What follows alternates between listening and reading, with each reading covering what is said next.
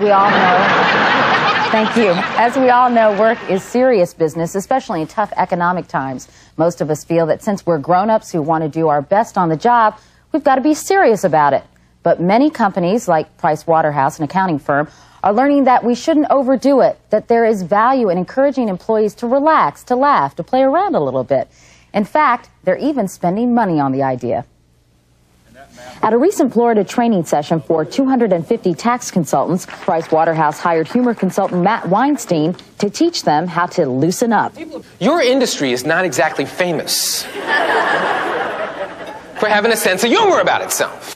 He urges them to get to know one another better, to write with vegetable pens and wear clown noses from time to time, and to send each other energy when they are feeling low, even to ask for standing ovations when they feel the need for support.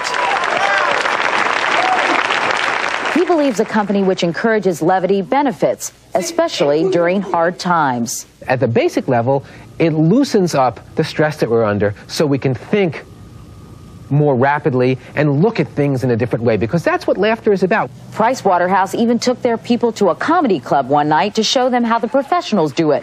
Was this emphasis on humor worthwhile? Yeah, I could see it making me a little more productive. They'll get rid of that tension that I have doing some of the jobs, and bringing laughter to it would make it easier to do. We hope to communicate them that the firm's very invested in these professionals and very conscious of the stress and rigors that they work under.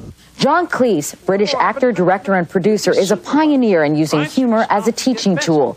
He's created a series of best-selling business training films based on the premise that people don't learn when they're anxious and tight and closed. They open when they learn when they're open and relaxed. And humor is a wonderful way of getting them into that mode. More and more businesses are institutionalizing humor.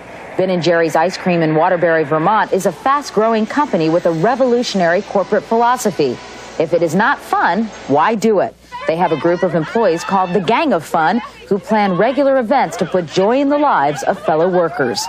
One day last winter, they announced an Elvis Presley Appreciation Day. The president of the company arrived accordingly. Many Elvises entertain, and business never seems to suffer. Ben & Jerry's is the fastest-growing company in Vermont, a company where people love coming to work. Eastman Kodak in Rochester, New York, recently opened a humor room where employees go to get a break. They play computer games, put on silly costumes, and watch lighthearted videos. Why? One of the things we want is to create a place where people can go to bring out their creative capabilities, to help them be creative. At a time when many businesses are struggling to survive, humor consultants are booked into the year 2000. Finding relief in grim economic times is creating a demand for their message. That joy in the work that you do and a sense of lightheartedness in your approach and a more lighthearted work environment in appropriate ways may enhance productivity, morale, creativity, and team building, not detract from it. How you choose to view what's going on dictates whether you cope with it or it crushes you. Nickelodeon Children's Network in New York City knows how to create a lighthearted work environment, which they feel is critical to their success. If you're running a creative enterprise, you really need to have an environment that's filled with fun and play and humor, and that just sets the stage for the most productive kind of work. The key to success at work?